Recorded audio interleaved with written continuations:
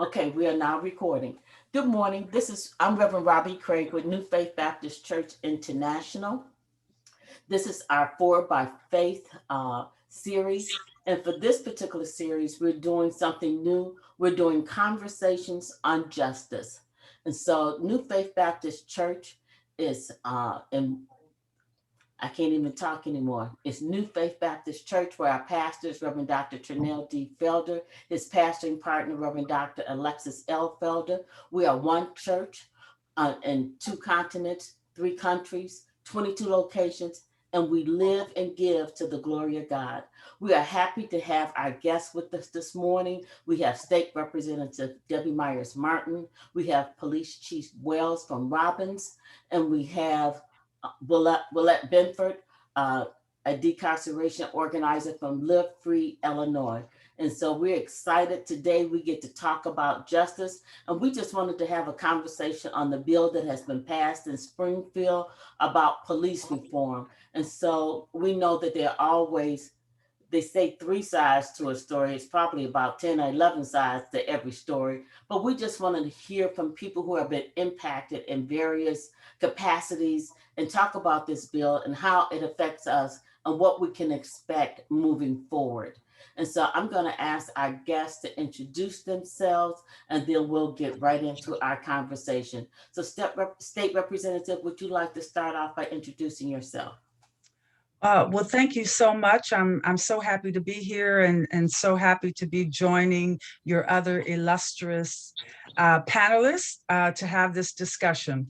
I'm State Representative Debbie Myers Martin. I represent the 38th District, which is 15 municipalities in the South suburbs. I don't do as well as Representative Davis in naming them by heart, but Markham, Harvey, Hazelcrest, Country Club Hills, Oak Forest, Tinley Park, Frankfurt, Mokina, Olympia Fields, Homewood, Flossmoor, Richton Park, Park Forest, University Park, and Tinley Park, if I didn't say Tinley Park. So I call the heart of the Southland, and very happy to be here today to discuss the criminal justice reform bill that was passed in last year's session in Springfield. So welcome, and thank you very much for inviting me. Well, thank you for being here, and you did a good job in naming all of those to me. If I didn't have a list in front of me, somebody would be left off or calling me and saying you didn't mention my name. I would be in big trouble. Chief Wells, can you introduce yourself for us? Good morning, everyone, on this illustrious panel this morning. I'm Chief Roy Wells, the current chief of the Village of Robbins, but effective this Tuesday, May 25th, I will be sworn in as the new chief of Phoenix, Illinois. So my last day in Robbins will be Monday. I had a great career there. I was there 7 years, and I did a total of 31 years at the Harvey Police Department. I'm currently the vice president of South Suburban Associations of Chiefs of Police, and also on the executive board for the Illinois Association of Chiefs of Police. I'm very pleased to be a part of this panel this morning. And Trustee Craig, thank you for inviting me. And that's all I have. Okay. See, he left us out. Now he's the commissioner on the board of in Matteson of the Police and Fire Commission. So he has so many jobs. What did he name about 15 too? You guys are y'all heavy. Y'all got it going on.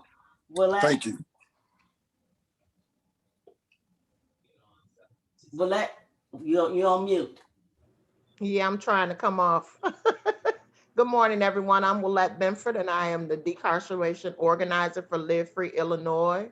I'm also the board chair for the Fully Free campaign to end permanent punishment. And I am glad to be here with you all.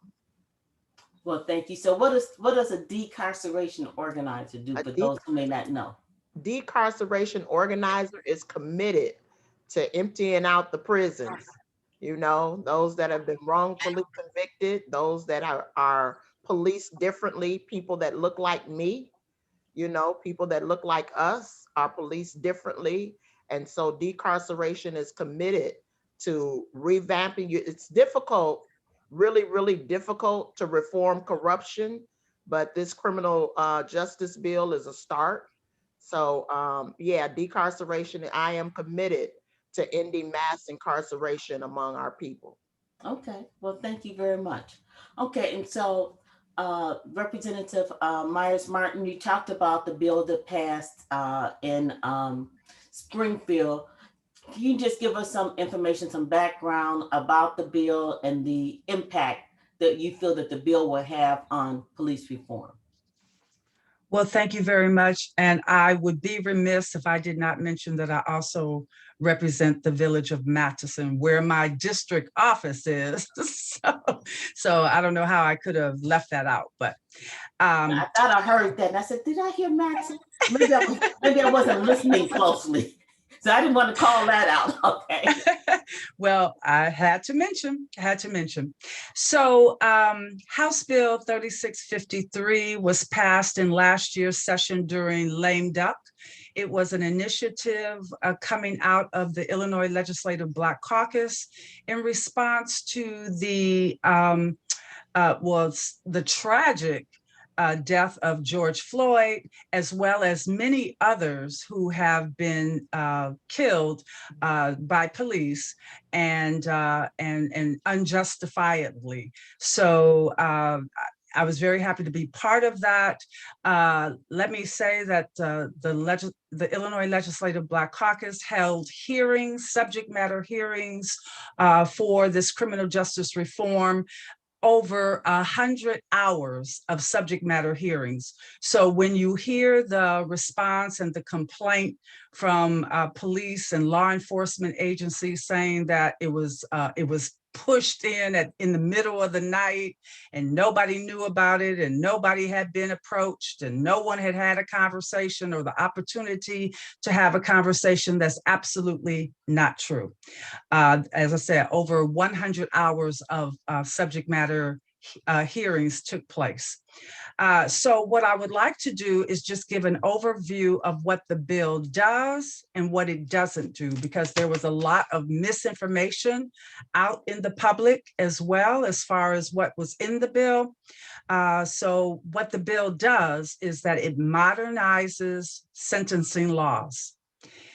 It does or will end cash bail, but that's over the course of 2 years. That's not immediately. It's over the course of 2 years. And it does not mean that everybody just gets to walk free. It still has to be a court procedure. A judge has to make a decision whether someone is ready to go out back into the public or not. So that was a misrepresentation of the ending of cash bail. It institutes certification and decertification systems statewide for police officers. It will require complete use of body cameras, again, a ramp up over the next 4 years. So when law enforcement agencies say they don't have the money to do that, that we're putting state mandates on them with no function, no ability to pay, that is not true. Over the course of 4 years, and there are all kinds of resources available that agencies can tap into. It reforms crowd control response, amplifies law enforcement training standards, prevents destruction of law enforcement misconduct records, connects substance abuse treatment programs with first responder duties, increases and improves de-escalation and mental health training for law enforcement, creates 2 police misconduct databases for public viewing and transparency, requires police to develop a plan to protect children during search warrant raids, empowers the Attorney General to investigate deaths occurring in police custody, and addresses officer wellness and mental health awareness screenings.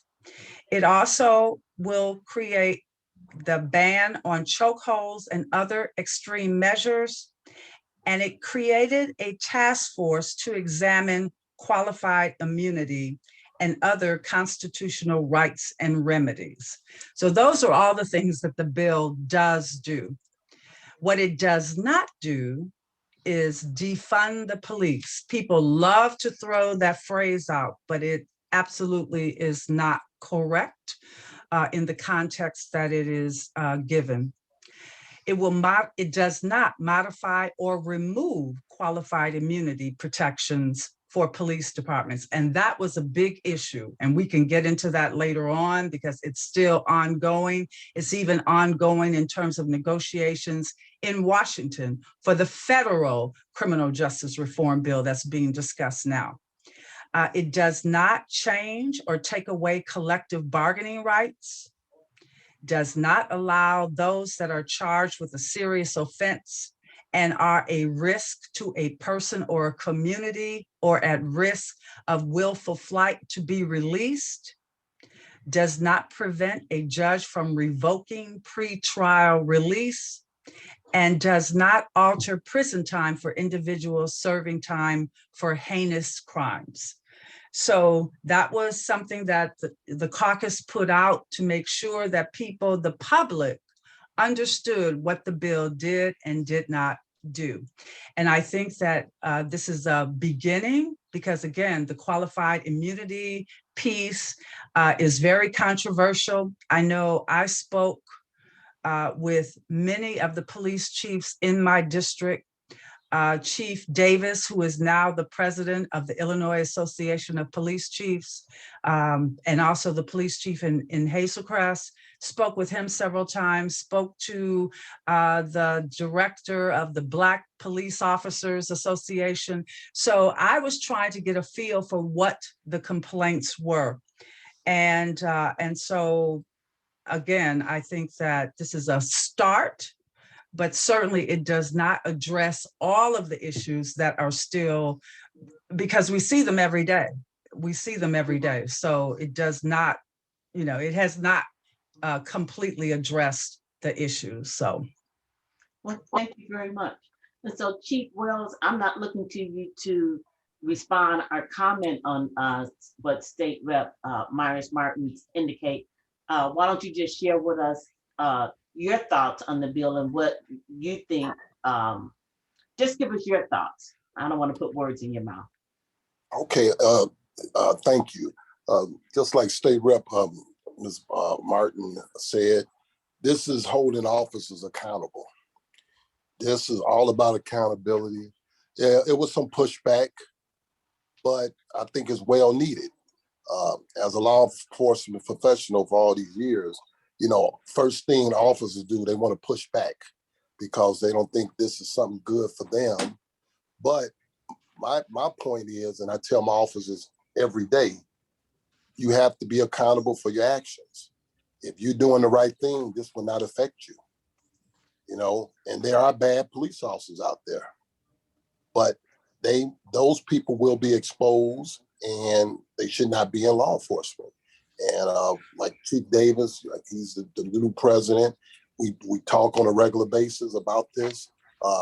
He had some pushback, but like State Rep Martin said, a lot of this information was passed on to the different unions throughout the state, the different associations, and I don't think they believed it was going to happen. And now it's happened, and now we have to just be accountable. I support it 100%. There was a few things in there that I wasn't happy with, but we got to work around it. You know what I mean? Because at the end of the day, we don't have any more George Floyd situations, any other situations. And it could be color, any color. Everybody have to be held accountable. Thank you. Willette Binford, what are your thoughts about the bill? My thoughts about the bill, Reverend Robbie, is that it's one of the greatest things that have happened in decades. The no cash bail is a way for poor people to not be sent to prison because they plead out and they don't have the money to post bail. The majority of people, Black people, people of color, sit in jail simply because they're poor. They're sent to prison because they cop out because they don't have the money to bail out. And so, Black people, like I said, make up like 13% of the Illinois adult population, but over 28% of those arrested and convicted of a crime. And so, that in itself tells you that there was something wrong.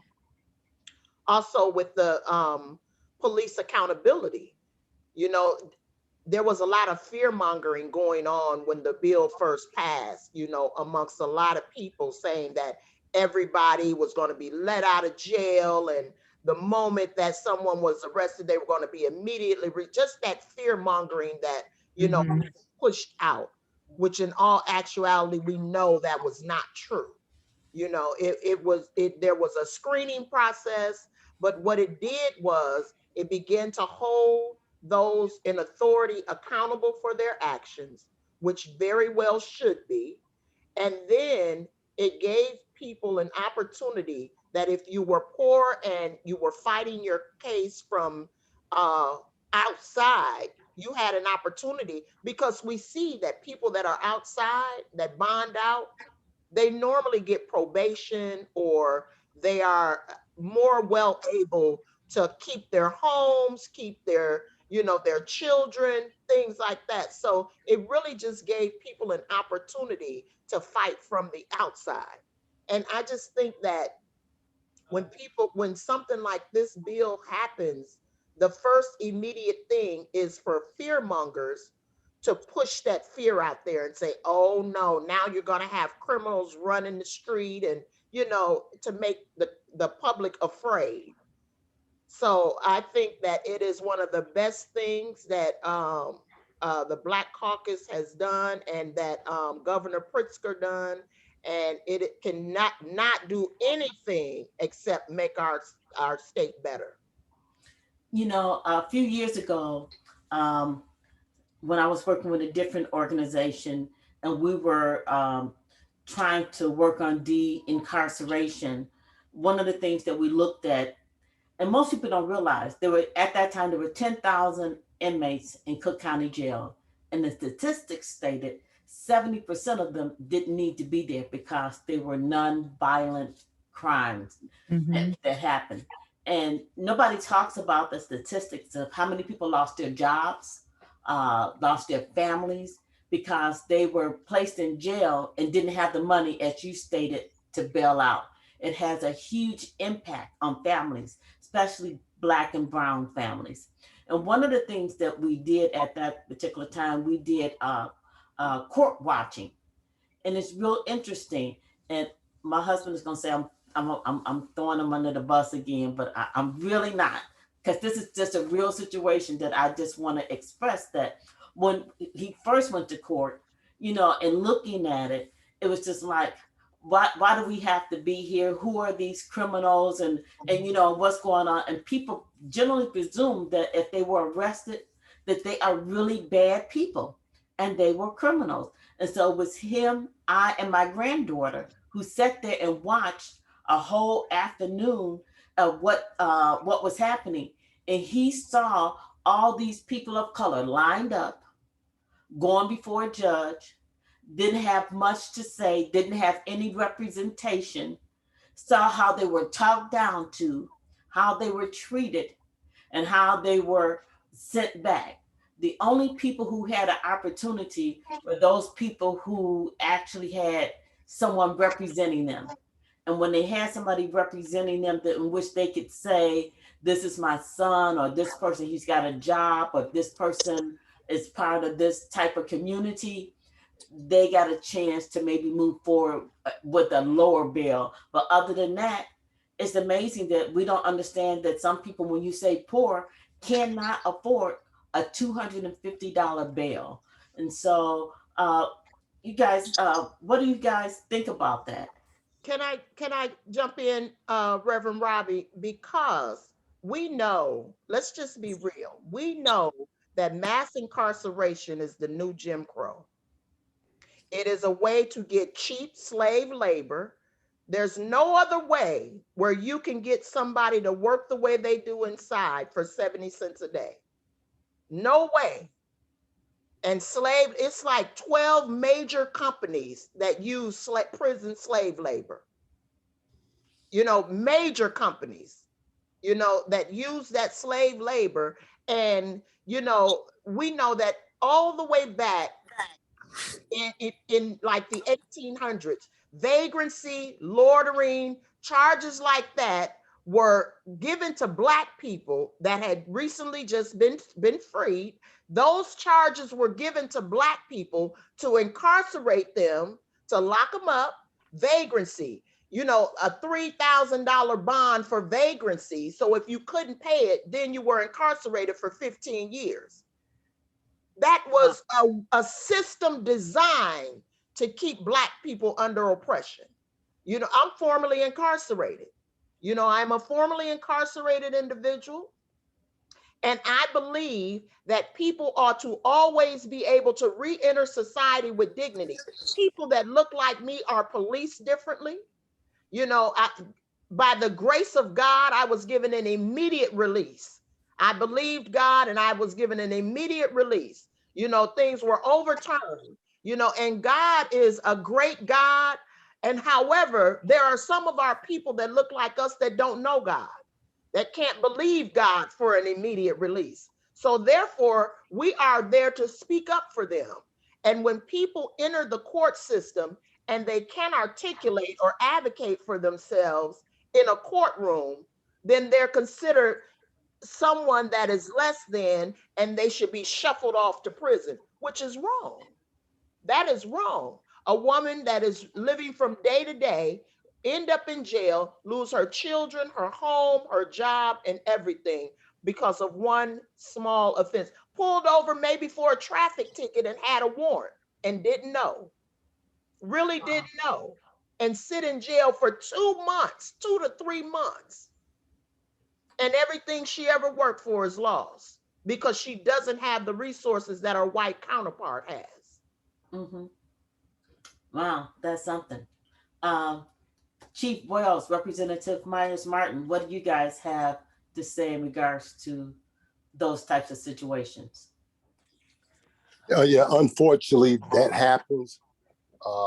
Since the court system now, with Tom Dart, they're trying to do everything possible to give people bail so they can be out, so they can move around pending a court date. But I understand what she was saying, and it's heartbreaking sometimes because some situations, some people don't deserve that. But then we also have to, like I said, it's all about accountability. Okay. And I will have to say that I agree with what Ms. Benford said. And you just look at it, just the core injustice in the fact that 2 people are arrested. Let's say one is arrested for shoplifting and the other is arrested for assault. But you mean to tell me that the person, just because they don't have the money and they've been arrested for shoplifting, remains in jail, and someone else who was charged with assault, but they have the money, they get to walk free? There's something just completely unjust about that. And as the Black Caucus has said over and over again, we have been trying to address the institutional racism that is at the core of so many of the judicial laws that we find not only in Illinois, but throughout the country and probably globally. But right here, we see it on an everyday basis. And so I'm in total agreement that the no cash bail needed to happen. Doesn't mean that it does not have parameters to it, but it really did need to happen to address a long stem issue that has been going on.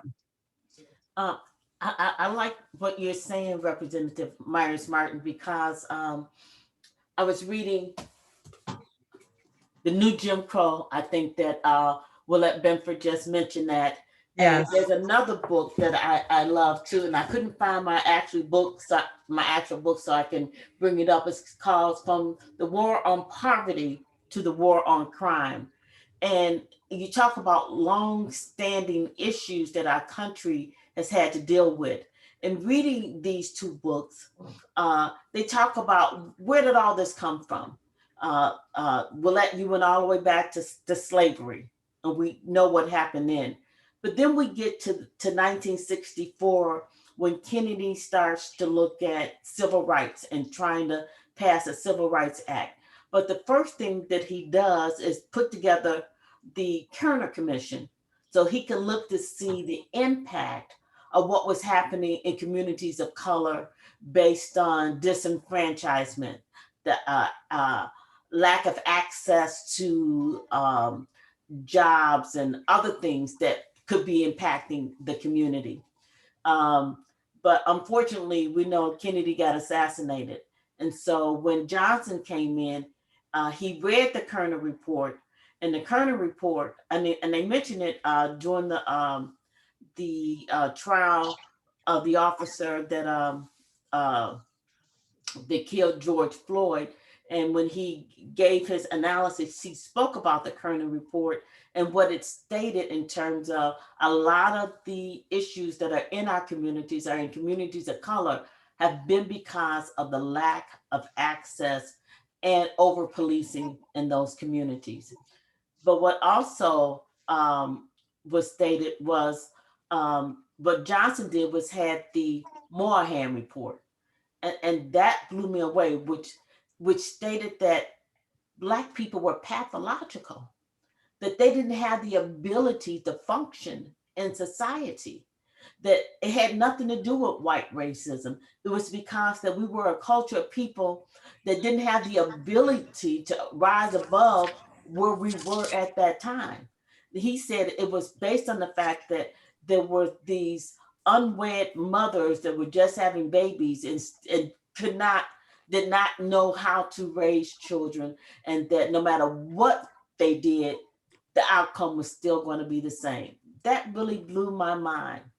And from that point, what he was looking to institute was a war on poverty and initiate King's plan to end poverty. But what he did was make a war on crime. But the war on crime was situated in the Black community because of what those statements were. And you can see where every president thereafter increased their efforts in the Black community. And I think it was, I can't remember which president, but he even, that's when they started militarizing police departments.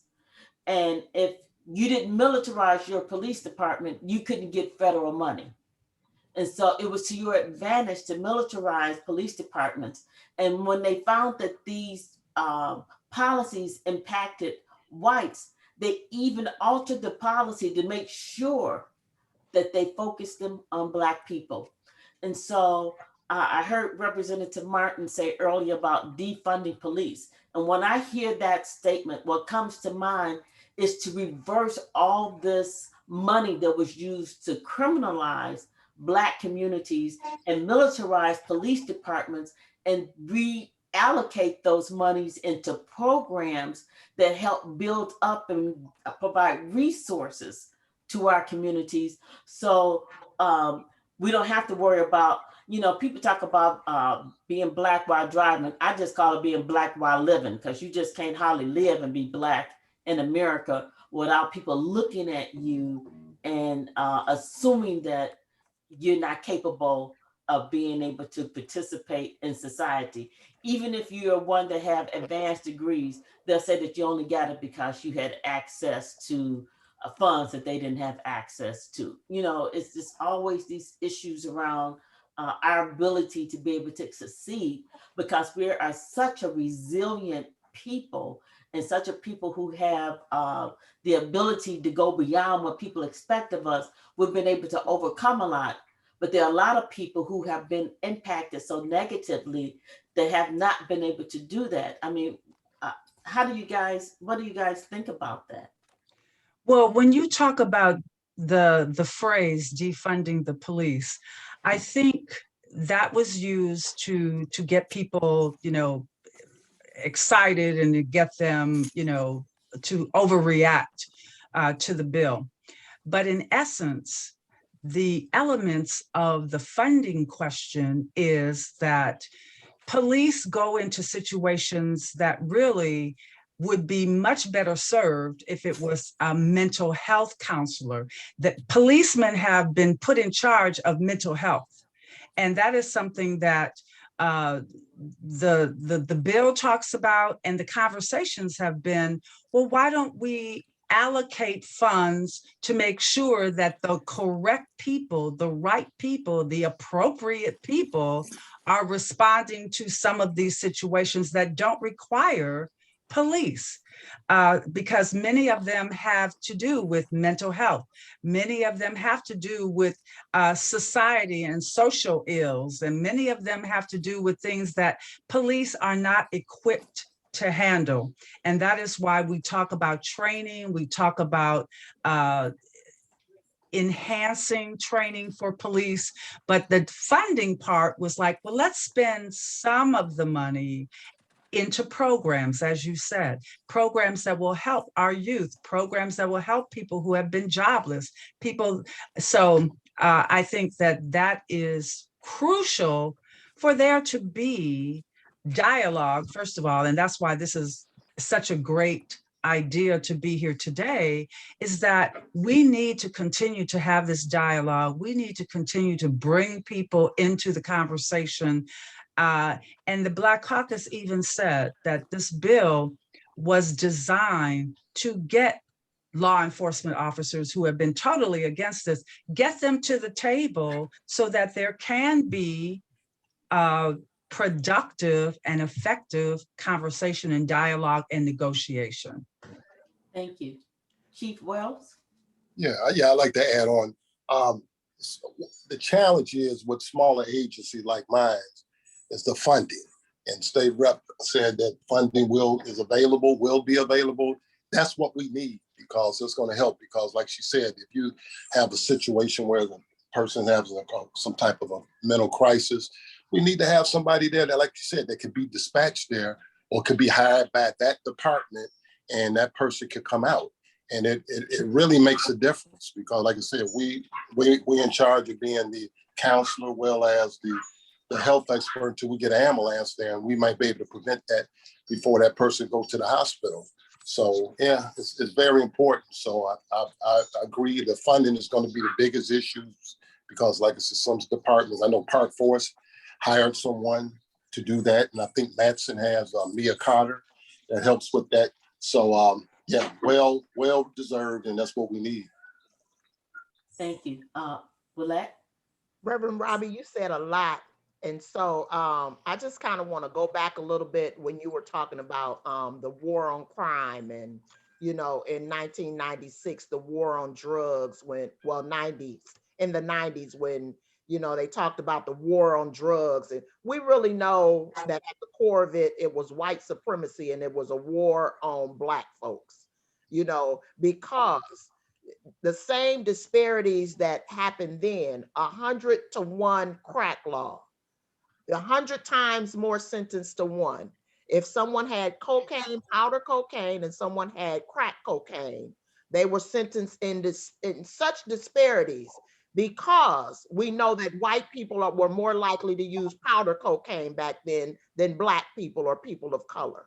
And so Black people were given a natural life sentence for crack cocaine, as opposed to white people going to like a Country Club Hills treatment center, and so I just think that, even now, as we move forward in this work and move forward in our society, all the way up to George Floyd, there is still poverty in the Black community is still criminalized. When being poor is criminalized in America. And, the resources that we talk about reallocating into our community is just so that we can begin to have the same opportunities that are afforded to our white counterparts. And those schools that their children attend, if only a few of us are getting out, then that's too few. If it's just us four and no more, it's too few. If the majority of our population is still living in extreme poverty, there's a problem. And so with the war on drugs, the war on crime, and with this criminal reform bill, it's just an opportunity, you know, for us to just see. I mean, I think that with George Floyd, the reason why it was such a tipping point is everybody was stationary at home during COVID, and you could no longer look away from it. You couldn't look away from it. But let's just think about the trial. There was a dead man on trial. They didn't mention Derek Chauvin's history of everything that he did. They put George Floyd on trial, and being so inoculated with white supremacy, many people were like, they didn't really notice it. They put a dead man on trial. Had it been the other way around, that they would have pulled everything from that Black police officer's past, from a childhood all the way up until the day he got arrested. But they didn't do that. So there's still a problem, you know, and until we get comfortable talking about it. It's not my job to make people that have a white supremacy mindset comfortable. It is my job to speak the truth in love, but continue to speak the truth about the things that we see that are blatant in our face, that we continue to sweep under the rug to make white people feel comfortable. And that's not my job. God called me to speak the truth in love. And so I talk about things that are controversial because we live in a controversial time. People are dying in the streets. Gun violence is the leading cause of death for young Black men and Black boys, and the second leading cause of death for Hispanic boys and men, and the second leading cause of death of Black women between the ages of 15 and 34. That's a problem. And that violence doesn't only come from within the community, it is police violence too. So there's a problem on how we are policed, and we got to talk about that. Absolutely, absolutely. And we have some other guests that are on here, and they are guests. But if you guys have a question or would like to comment, feel free to step in. Brother Ramon indicated to me that, pardon me? Oh, I thought you were saying something, that it was George H.W. Bush in 1990 who started to criminalize, I believe that's what he was letting me know, the police departments. But we have also Rhonda on the phone, on the line with us, and Rhonda Walton. We have Marlene. If you guys would like to make a comment, please feel free to step in and interject as you feel. Go ahead. Good morning, Ramon Honore. I'm a retired police officer with Cook County. I'm currently an investigator with the state of Illinois with financial profession regulation. And there are two things I'd like to ask Representative Debbie Myers. One was she indicated 100 hours of subject matter overview, and who was invited to those meetings, and did any police officers or police representatives attend the meetings? Well, I did not directly organize those subject matter hearings. That was Senator L.G. Sims and Representative Justin Slaughter. But I do know that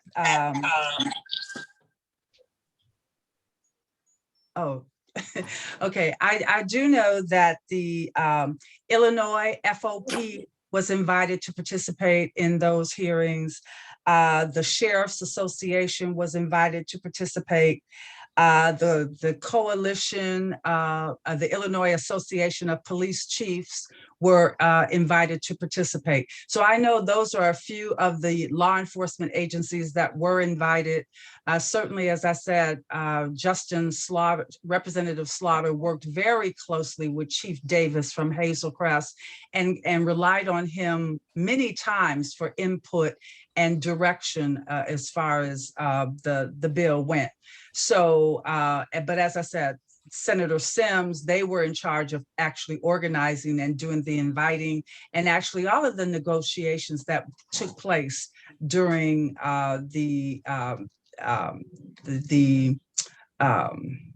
assessing the bill and making sure that it was what we wanted it to do and say. Okay, thank you for that response. That's really good information to know to provide additional insight or clarity to the naysayers. The second question I have is, did they consider requiring police officers to have their own insurance, similar to what medical professionals are required to have, instead of putting the onus on the municipality to pay for the infractions that the officers may get involved in? So, it's just like if you can't have insurance as a healthcare provider, say a physician, you can't practice. And Absolutely. it also protects that organization that they're with against lawsuits, any frivolous lawsuits or anything. Did they ever consider anything like that for law enforcement officials? I know decertification, we'll take your badge away and everything like this, but to have insurance would take some of that cost away from the municipalities.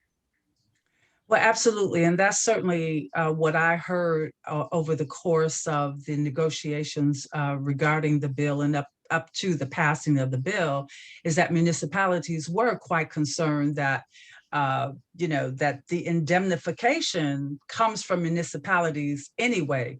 So the thought that individual police officers were going to be held personally responsible for any lawsuit that would come about was just not the case, because every municipality would indemnify their officers. But the hope was that because municipalities would be held responsible, they would also be more proactive in making sure that their police officers acted appropriately and stayed within the law. So they would put the pressure on their own officers to be correct in those situations. So, as I said, I wasn't part of those negotiations, but I'm positive that that element about police having their own insurance came up. But let me say that the unions would never, the police unions would never sit down long enough to have that discussion in any kind of effective or productive way.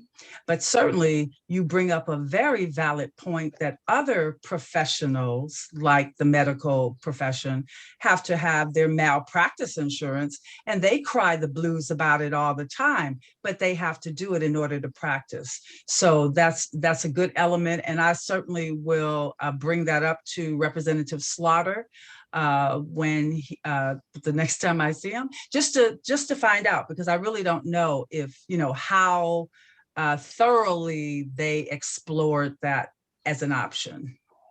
Just another caveat, it's additional. It's being a retired police officer, they strongly recommend that we carry insurance if we're going to carry while off duty, in case there's a weapon or a shooting involved incident with me as a private citizen now. So I just think it's just another area that they could explore. That's just my personal opinion or thought on this, but thank you for the response. Appreciate it. I don't know if Chief Wells has anything he'd like to add to that. Yeah, you're absolutely right. Being a private citizen, and now you're getting what they call Illinois Retired Officer Concealed Carry Permit. I would advise you to have that insurance. It's just going to cover you. I think the NRA is the one that sponsors that insurance. I'm not really in favor of the NRA, but I think it's something you need. Just like you said, just like a doctor. The doctor has to have the same thing. So that's important. I think that the statement in regards to funding came up in just about every conversation. How do you fund this stuff? And so I don't have necessarily answers, but I do know ARP funding, American Rescue Plan, has monies out there that can be utilized. And I think Willette talked about gun violence, and it's something that was passed in Biden's bill, and they're asking states and municipalities and cities to use 2% of the money that they receive for recovery to go towards this type of um, things that we're talking about. So we were talking in another conversation, just looking at the state got money, the county got money, and the different municipalities got money. And if you look at the state's money was 998 million. And if you take 2% of that, that's like $20 million that can be used for what they call gun control. But that would include if you wanted mental health services for a community. That would include whether or not, when you talk about paying for a police vest and ramping up to that, that would include looking at different types of programming and activities that you can do in a community to help youth get engaged in other activities that would then reduce them from being engaged in activities that would get them in trouble with law enforcement. And Willette could probably talk to it a lot better than I can because she's been involved a lot more. I'm new to that particular table, but there are resources that we know that are out there that can help with this conversation that we're having to give the resources that each community and police department needs in order to uh, deal with the issues that we've been talking about. Willette, go ahead. Yes, the ARP funding, I don't know if ARP plan, it's when President Biden released that 1.9 trillion to all the states to be able to to recover from COVID-19 and the economic disparities that happened during COVID. Now, all of these funds are discretionary. So for Illinois got I think it's 7.3 billion. And so It's now 8.1, but okay, now 8.1 billion, and it's distributed across all these states. Now in Illinois, Live Free Illinois has been doing a multi-city launch about the ARP funding with a QR code on it so that you can reach out to your elected official to let them know that you fund peace. And to fund peace simply means that there's a blueprint that National has used that has been known to reduce gun violence in New York by 40% and in Oakland, California by 50%. It's a known strategy, a holistic approach with hospital intervention, trauma informed care, street outreach, all of these different elements in an ecosystem that is known to reduce gun violence in those areas. There's a small group that is hard to reach, and this system has been known to reach them and reduce gun violence. And so we asking like the mayors, state reps, and the senators to fund peace and begin to ask those in those communities, those elected officials in those communities, to allocate that funding specifically for a gun violence prevention office in those areas. And to do that, because gun violence is the number one leading cause of death of young Black men and Black boys in certain cities, if you would put peace and allocate those resources into that, then that would reduce the gun violence in those areas because everybody can't reach people that look like me and you. And so the street outreach would be able to use people that not use, but employ people that look like you and I that could reach the people in the streets that are doing, that are either perpetrators or potential shooters, victims of gun violence. And so it would be a holistic approach. It wouldn't be just targeting someone that is a shooter, because we know that sometimes a shooter is someone in the neighborhood and in the community. This is just the hand he was dealt at that time as a kid. And so we got to look at it from a holistic approach. And the funding is available because it's discretionary. It wasn't money that was allocated to anything. So when the money came down, it doesn't, and if $3 million out of $54 million isn't enough to invest in Black lives, then what is? 3 million out of $54 million, 54 discretionary dollars. That's what it takes to fund a gun violence prevention office for 2 years. 2 years. And so, 4 million. as we get ready to end the particular session, I didn't mean to cut you off, Willette. I thought you were. No, finished. you're fine, Pastor Rob, Reverend Robbie.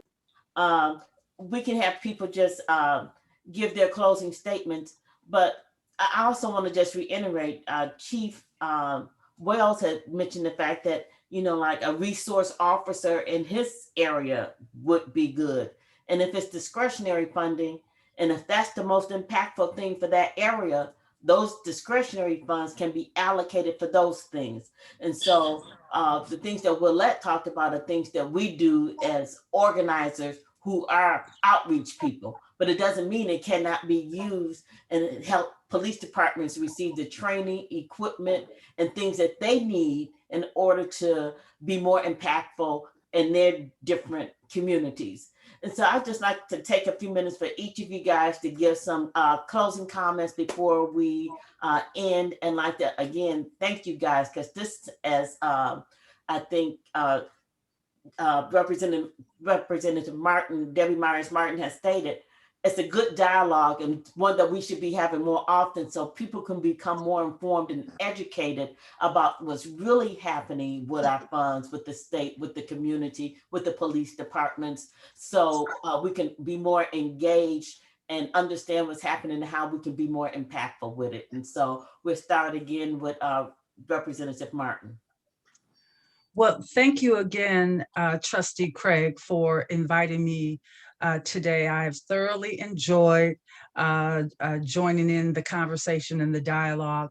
Certainly, I welcome people who want more information or want to continue this conversation to reach out to my office. As I said, my district office is in the village of Matheson, and I welcome those calls, those emails to talk about where we go from here, how we continue to move forward with this criminal justice reform, as well as some of the other pillars that were introduced during lame duck, having to do with healthcare and education and economics. So most of the, I would say that the Black Caucus and the pillar related to criminal justice reform, a lot of those recommendations came out of President Obama's task force on 21st century policing. And so those recommendations were made, and not many of them thus far had been implemented. So this is a way to really tap into the expertise and the knowledge that was shared in that task force, and that also this bill created a task force to look at qualified immunity. And again, that is a big issue in every conversation related to criminal justice reform, whether to eliminate it or not, or how it can be modified so that police officers do not operate with complete immunity or complete impunity or whatever. So anyway, I would say that again, we have started the conversation. This bill is a work in progress.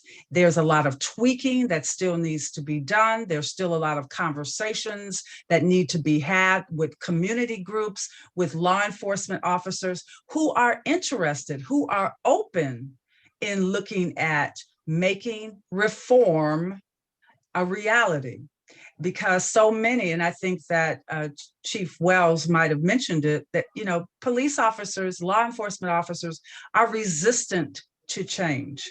And so we have to have that conversation to show why we have to do this. I mean, at this point now in 2021, after we have witnessed what we have witnessed over the past year and even before, because we know as a community and as a people that we're just hitting the tip of the iceberg, because now everybody has a camera.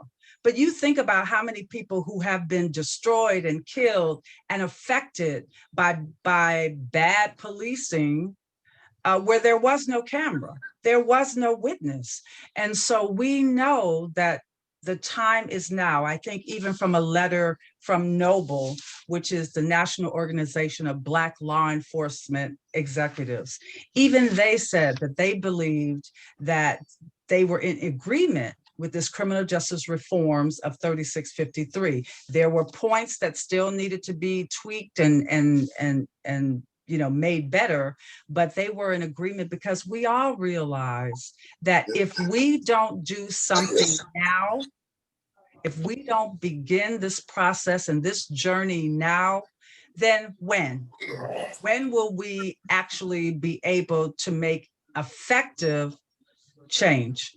So I thank you again. I welcome the conversation. I welcome input.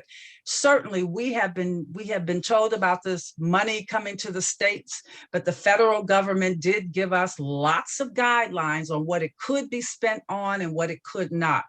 So I now am the liaison to all of the Black mayors in the state of Illinois, and I'm bringing them into the conversation with the Black Caucus. That's the liaison with us, so that we can have that dialogue about how to maybe provide these community service officers who can implement some of these programs. So thank you again for the invitation and the opportunity. I have really enjoyed it. Thank you. Chief Wells? Thank you, Trustee Craig and Pastor Craig. I did not know that. That's good to hear. A lady of faith is always a person I want to be by. So I appreciate you inviting me this morning and being a part of this prestigious panel. But what I would say in my closing, I tell my officers, use these three acronyms, ACT. And they say, well, what do ACT mean? Accountability, control, your temper. And I tell them that all the time. Accountability, control, and temper. If you do that in law enforcement, 99% of the time, you're going to be okay when you're dealing with the public. But if you have a mindset that I'm the police and nobody can tell me what to do, those are the ones that gets in trouble. Mm-hmm. I'm the ones that gets in trouble. And, officers are put on probation when they start. Most departments, it's 12 months or 18 months. And what I deal with, and I watch it, and I don't say a lot, I watch. And if I see a person that's look like they're not going to be a part of this agency, I let them go, because those are the ones that's going to cause you problems down the road. And a lot of departments don't look. This is just me, some might do the same thing I do, but a lot of times some of those situations don't get exposed until after they make probation. Now you have to deal with the union. But still, if they don't belong there, they're not going to be there. And I know what the way laws are changing in this new House bill. I talk to chiefs on a regular basis. They're getting rid of officers, or their hiring practices is changing. Because, and I'm just being honest, if you knew that person, and they don't even do background checks. I deal with departments on a regular basis. They don't do background checks, and I see this also working on the street. And I say, well, why didn't you go to their prior agency? That's a problem. And those are the ones that's suing. Those are the ones that's doing damage to our citizens. So once again, thank you today for letting me be here, a part of this panel, and I would like to participate in the future. Thank you. Willette? Thank you, Reverend Robbie, and thank you, State Rep Myers and Chief. I just really enjoyed this panel. And what I believe is that, back in the day, we had firemen that, You know, you would call the firemen to get cats out the trees and things like that. And then, you know, we realized that that wasn't the best use of the fire department's time. And so we created the animal control department. That now they go in and get the cats out the trees because the firemen are dealing with fires. They're dealing with cutting people out of cars. The police department's best use of their time is not to de-escalate domestic violent situations or mental health situations or things like that. So you create this ecosystem, you know, so that you can use trained professionals and allocate dollars to that so that police can do what is the best use of their time, encountering really, really, really bad situations. So I just think that as we begin to think about moving forward, that we need to think about what is the best use of a police officer's time. And so, and what is the best thing for a community as far as resources and funding. And so that is something that we need to begin to talk about and think about. And I just really enjoyed this panel. And I appreciate you for inviting me, Reverend Robbie. And I appreciate everyone that was on here. Thank you so much. And I appreciate all of you. And I can say to everybody, I have personal experience in working with each person that's on the panel. I've seen Debbie Myers Martin in action. I've seen her work. I've been around her as she engages the community. Her office has always been open to me and being able to get access to her. So I appreciate you for that and what you do. Chief Wells is part of the Matheson Police Commission, and I've seen his work on that commission and everything he just said and what they did recently in hiring new police for the village of Matheson, the time that they've spent, and like he said, changing how our practices, how we look at things. It has just been something an odd to me to observe from a distance and look at what they put into making sure that they had the right people, the diversity, and the people with the right character that would represent our community to help us to feel safe, and that they had a passion for the job that they were applying for.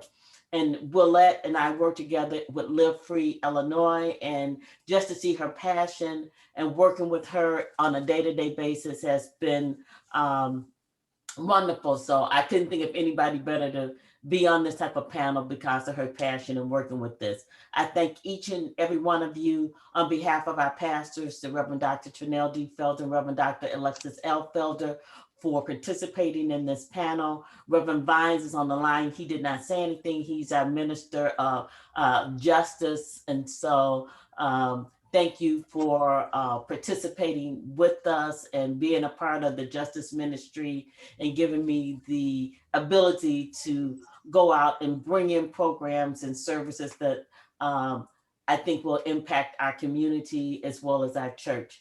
I wish all of you have a good day. Enjoy fun in the sun today. And again, I look forward to all of you, all of us speaking again and continuing this conversation later. Thank you and have a good day. And Thank you. Congratulations, Chief Wells. Thank you.